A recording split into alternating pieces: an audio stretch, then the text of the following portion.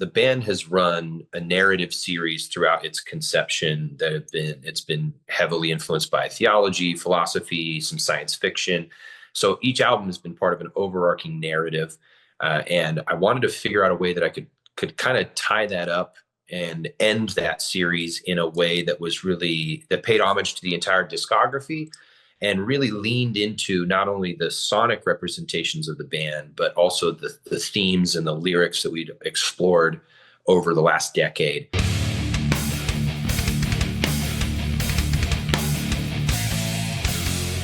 What's up, everybody? It's your boy Keefy of GhostCultMag.com, and I'm super stoked to be joined by Andrew of Eidola. Is that correct? Eidola? Eidola. Yeah, you Eidola. got I it. feel like I should know these things, but sometimes so much on the shelf musically It's to, all good. It's all good. to Yeah, maintain. I've heard every iteration. So Yeah. Lovely to meet you. I had a joke to open, which is like only serial killers, band dudes, and presidents have three names. They go by three names, but Andrew will just keep it, casual sweet. for our first meeting here. Nice to meet you again. And Mend is out very soon. This interview will probably run after the way things are going as we dig out from 2024 into 25. But I wanted to kind of reel it back to start because this is really, I don't want to say a continuation, but a sequel. Every record is a sequel to the last record, but this is truly a sequel, right, to the last record. So I wanted to kind of start there. And like, did you conceive of this way back like 2-3 years ago? Did you write all this material at the same time? How did this concept evolve? Because it's super, I think it's very intriguing. Thank you. Yeah, great to meet you too. I appreciate it. Thanks for having me. The concept originated as a full concept between Eviscerate and Mend as a double album, with Eviscerate being part one, Mend being part two as a continuation. And conceptually, when I had come up with this idea, the band has run a narrative series throughout its conception that it's been heavily influenced by theology, philosophy, some science fiction. So each album has been part of an overarching narrative, and I wanted to figure out a way that I could kind of tie that up and end that series in a way that was really that paid homage to the entire discography and really leaned into not only the sonic representations of the band, but also the themes and the lyrics that we'd explored over the last decade, and see what I could do to kind of magnum opus that in the most grandiose way that I could. And so the concept really had originated from this yin yang, good versus evil, light versus dark, kind of trope where we were leaning into a lot of the moral gray area of that. And sonically, the band has resonated with people in generally two ways. I mean, it spans a lot of different genres. I think that's always been a kind of a linchpin for the group, but and an anchoring point sonically. But two general directions that the band has gone in the past that resonate a lot with fans live and on record have been some of our heavier, more chaotic stuff, like Mutual Fear off of The Architect, or some of our lighter, more melodic, soulful ballads like Low Tie or Humble Ledger. And so that was kind of the seedling of this concept, was how could I write a double album? We do 26 tracks and take each one in the fucking polar opposite directions and lean into the sound as hard as I could on both of those ends of the spectrum. And not only just choosing better tools for those things, like in Eviscerate, we did a lot of 7-string, a lot of D-tune, drop G, chaotic. The lyrics were very focused on like violence and death and loss and mourning, and chaos. Whereas Mend, as a counterpoint, we utilized a lot more nylon string guitars and synths and textures and electronic elements, while also focusing on themes of, joy, reconciliation, love, celebration, repentance, things that were a little lighter for the listener to carry. And so when I came up with that concept, I thought it was really cool. I wanted to get a couple of different producers on each end. So one guy that did Eviscerate, he's done like Chelsea Grin, some of these, more heavy death metal projects. So he was a perfect choice. And then Stephen Hawks, the producer for Men, just has so much of a legacy of creating these soundscapes with artists and really bringing out some of the pop elements and the shimmer that I wanted in Mend. And so it was really cool. It was very explorative for everyone in the band to dive into these themes and sonically think, okay, how do we capture the essence of Eidola's sound, but really like lean into these directions? And then, so I did write them more or less at the same time, kind of in succession based on what we had to do production wise. The label wouldn't approve the budget for both albums at the exact same time, so we had to space it out a little bit.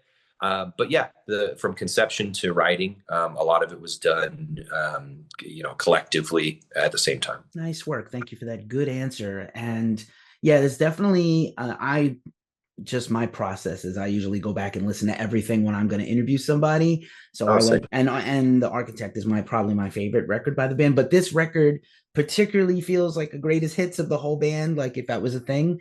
And I like how the Uh-huh. record gets progressively deeper. You mentioned philosophical and things that are a thread through the whole band's history. And I like that the record gets heavier and more progressive as it goes on, which is a very cool. I don't know if it was intentional, but it certainly works. It absolutely is. Yeah, I thank you for that. I appreciate you, diving in and listening to it and coming to those conclusions too. It's really cool to see. Men, for sure, the intentionality behind it. We have plans to do a graphic novel series to really outline for the listeners what the concept, means and where a lot of the lyric themes came from. So it's a little bit more digestible and understandable rather than the abstract of just the music itself. And so those, we have intentions to do that. But on Men in particular, very light information conceptually is Eviscerate ends with this antagonist suicide, essentially, that when Men is reintroduced, it's essentially going back to the Garden of Eden and reintroducing humankind from scratch, rebuilding from scratch. And then by the time you get to the end of Men, the antagonist that was destroyed in Eviscerate gets subtly reintroduced, like the snake in Eden, back into the subconscious of the protagonist. Really cool themes. Everything was intentional, but that heaviness that you start to hear towards the end is very reflective of the prior album and just like, getting back into that progressive nature of it. So really fun to make too. It was really cool to work with Sergio, our guitar player, and then again our producer, to just craft these sonic landscapes that lent themselves to the story. It was really fun. Right on. I'm going to touch back on the music in a second, but I'm so stoked that you mentioned the graphic novel. We're big nerds here. We love comics and graphic novels. I'm technically not in my home studio. I'm doing some pet sitting, but there are some graphic novels Yeah, on I the was gonna shelf. say, yeah. There's a whole bunch of stuff behind me that my friend has, but I have my own nerdgasm stuff at home, and I'm all about these. Probably several of the best books last year was the Bruce Dickinson Oh yeah, collaborative book with his album that he basically so cool. conceived at the same time. Bad Omens has a great Concrete Jungle. Absolutely highly recommend that series for anybody who's a Bad Omens fan, which is like everybody right now. Mm-hmm. So I'm so stoked. Are you big comic fans? And if so, do you have a favorite book that you might like to reference as a helpful source for this work? We're all fans, video games, comic books, we to varying levels. I personally, I mean, too many to list. I think Will has been an inspiration on me too in terms of comic books and getting into, trying to scope out really where we want the artistic inspiration to come from. And so we're just really excited to dive into it and see. I did check out that Bad Omens one, and it's really cool. I would recommend it too. I think it's a great. I love that the Coheed series, the Amory Wars. I think is another great. They were kind of the pioneers of that in our scene when I was growing up, and that led me to a lot of inspiration there to try to carve my own path. It's a little different of a landscape, financially with the labels now, getting the funding for more, external projects like that outside of just the record release and the touring, kind of the standard stuff. So a lot of this has been independently funded and independently sought after. And, it makes it kind of that much more important to us to be able to deliver on it in the right ways when we're, kind of putting our money where our mouth is, so to speak, and really, trying to do it ourselves. So. Right on. Well, I appreciate that. And, these are not to sidebar onto this, but as we roll into 2025, it's a very precarious time for artists making music, especially if it's important, meaningful to you. I don't consider any music disposable. Maybe some people out there don't care about their careers, but I do feel like even at the top. Listen, we Rise Records, absolute respect, phenomenal history, and even the current roster is insane. And you have your own imprint, Blue Swan, but it is the challenges persist even for the biggest bands in the world. There's nobody out there that's not sweating the current touring environment, the current music making environment. Vinyl timelines are still a little wonky depending on who you're with and who can press your record. And we are seeing the sort of consolidate the corporatization of the already corporatized music industry. I Yeah. think something like DistroKid is getting bought up by Universal, which is a Yep. little scary because that is like the number Very. one source for Yeah. underground independent artists. Now they're not going to have such theoretically maybe they won't change it, but no one knows. I'm not asking you to comment on this, but it's absolutely Oh man, yeah, forefront of everyone's mind. we could talk about this for days. It's to the average listener, they don't know the a lot of them don't know the ins and outs of the industry, and like you and I would have a grasp on here, but they still know, they can still kind of sense that there's some things that are shifting, and COVID did a lot of that for a lot of labels, even our label. I mean, we got Rise got absorbed by Sony BMG. Blue Swan got absorbed and imprinted into Rise. It's very, kind of umbrellaed up from that corporate structure where it's like, oh, well, the major labels see everything else is shutting down. They're just going to start kind of cash grabbing where they can. And in some ways, it's great if they're intentional about what they want to put out with the imprints, and they have a wider distro, they have greater funding.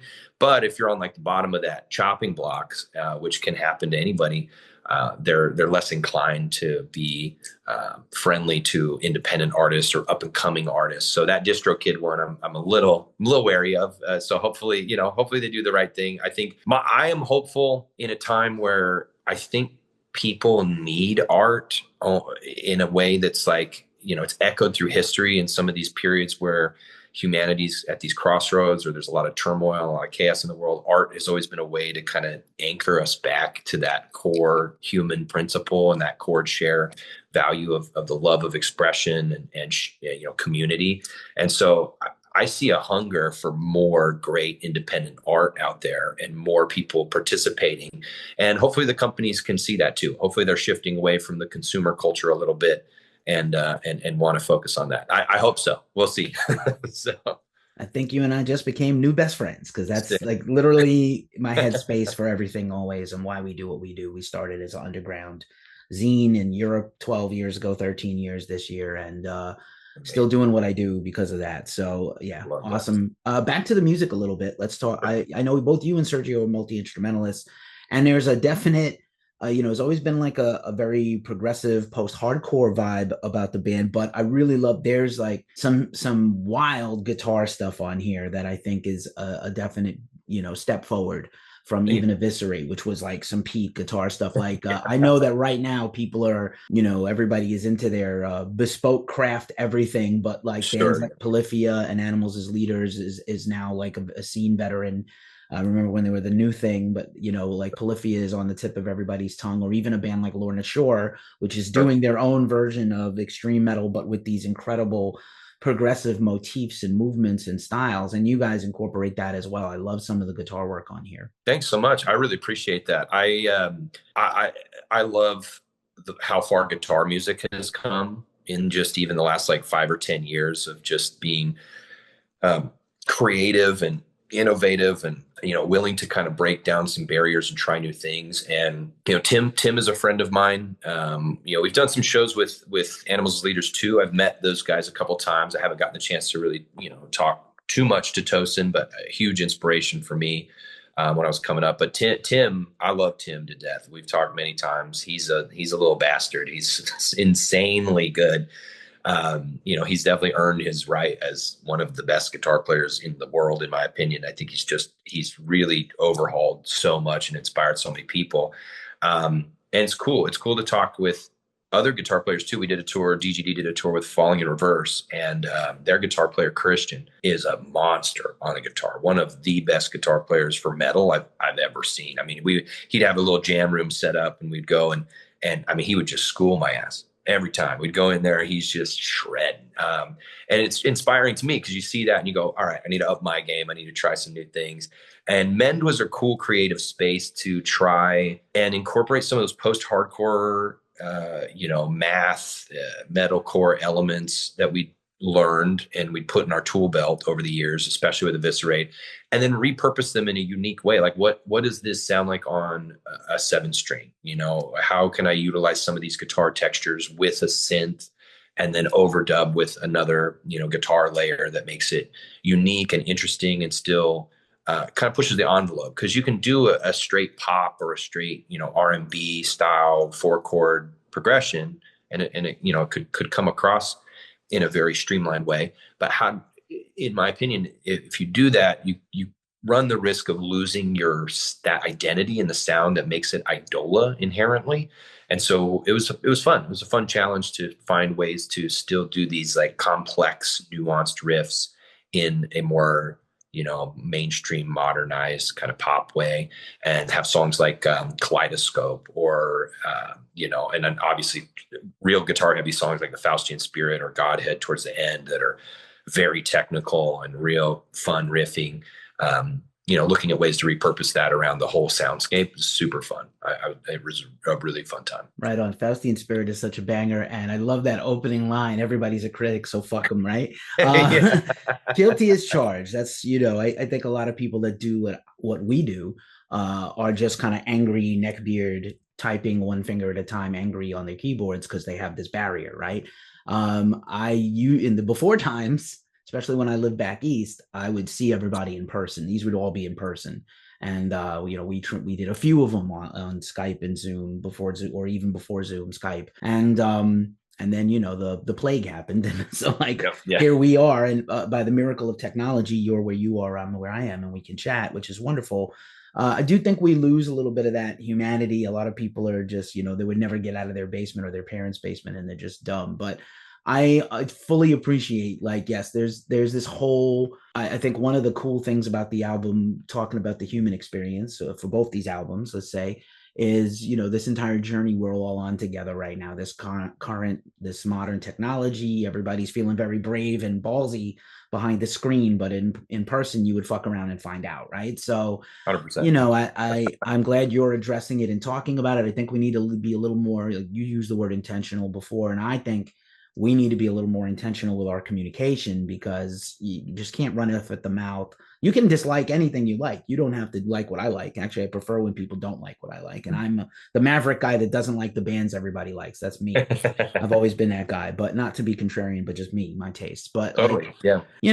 Just people are just full of hot air, man, and bullshit, and too much, and too angry, and too hopped up, and I don't know why. And it's hard to put yourself out there and do, again, we've been talking about very heady stuff, artistry, right? What is real art? What is your art? And then people are knocking you down for it. So luckily, you have great fans and you have your self-confidence, luckily. Yeah, it's tough. If I had really thin skin, I would have quit this game a long time ago. I mean, people will, you put yourself in a vulnerable spot, putting your art out there, putting your soul on display for people to criticize and to pick apart and, and interpret in their own ways. And I totally agree with you. I think people should reflect and get more intentional about their communication with others, because it's a reflection on their own experience. A lot of them are projecting, a lot of them are unhappy with their own lives. And I really hope in the future we come to a more consistent understanding of the difference between constructive criticism and just blind, blatant hate. And that's where I get a little bit more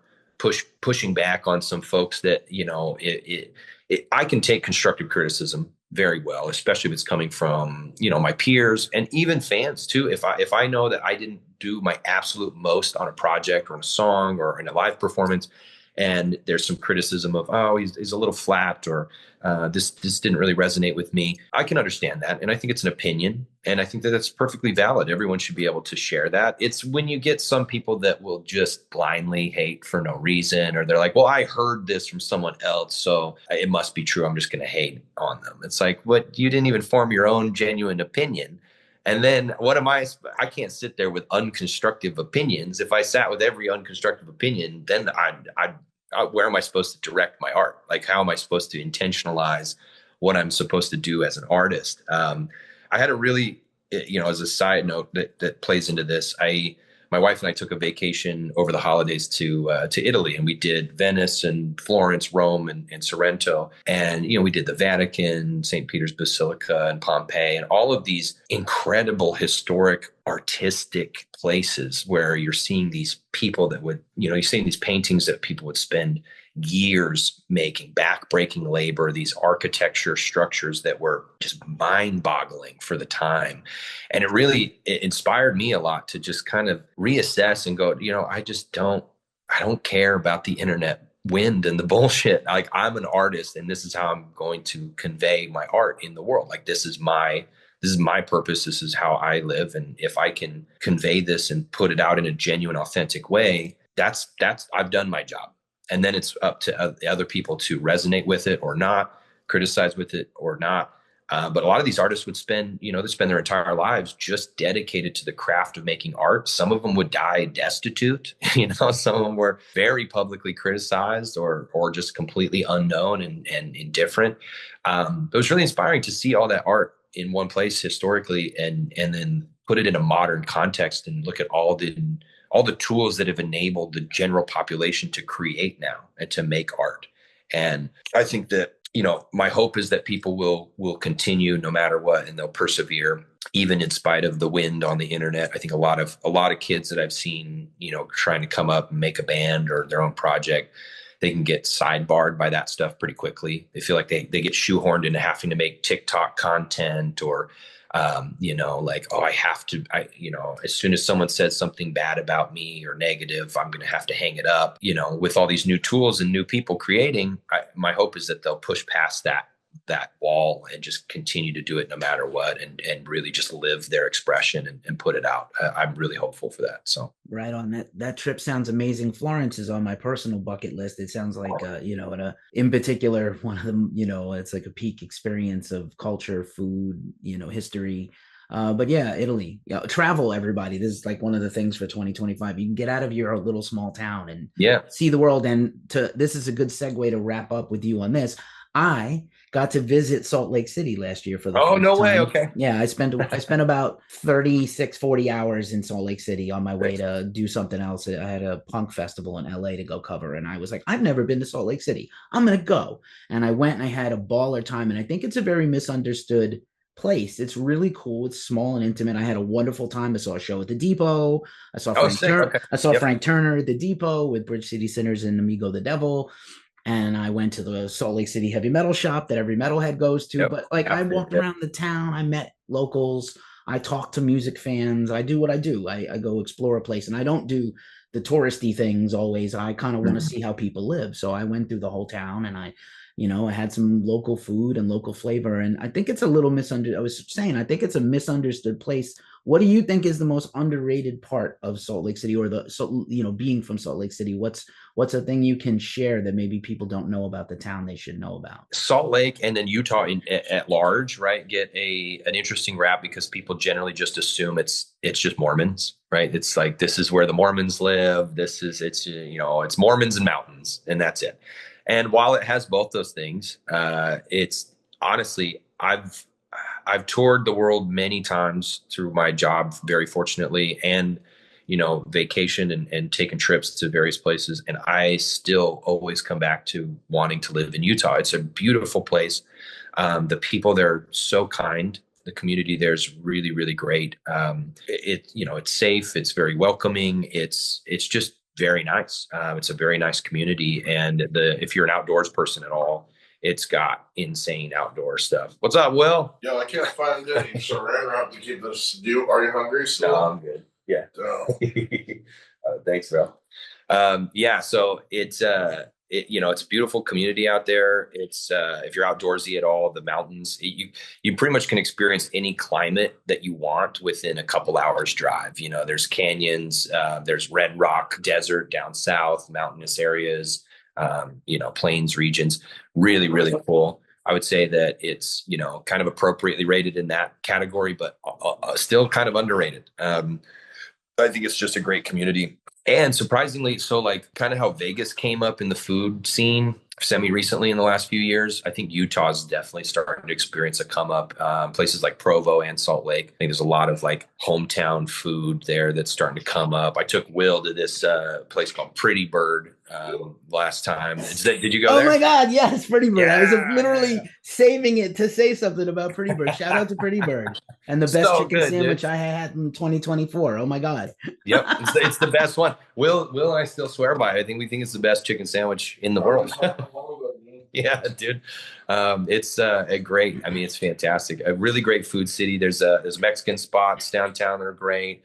Some Thai spots, some sushi spots. I mean, it's just starting to have kind of a renaissance of food, which I'm a huge. That's like half the reason I still tour is to eat the food. So it's really cool. It's cool to see it kind of thriving and booming in that way. Amazing. Stay tuned for my new travel show with Andrew. Yeah, let's do it, dude. Let's do a travel podcast. We'll do Yo, some food. let's do it. So cool to meet you, and congrats on Mend and everything you guys are doing in all your projects. But thanks so much for this today. I really appreciate you. I will be back to Salt Lake City eventually. I've been telling everybody to go and make sure you make some time. Go to the places you don't go. Don't. I'm from New York Yep. City and I live in San Francisco. Don't go to those places. Go somewhere else. Yeah, And go go see how people live more than anything else. Touristy things are fun. Go see how people live. That's how you understand humanity a little better, and you get off the internet and you stop being so mad about shit. Thanks for hanging out with Ghost Cult today. I appreciate you, and all the Absolutely. best. Thanks for having me, man. Really appreciate you.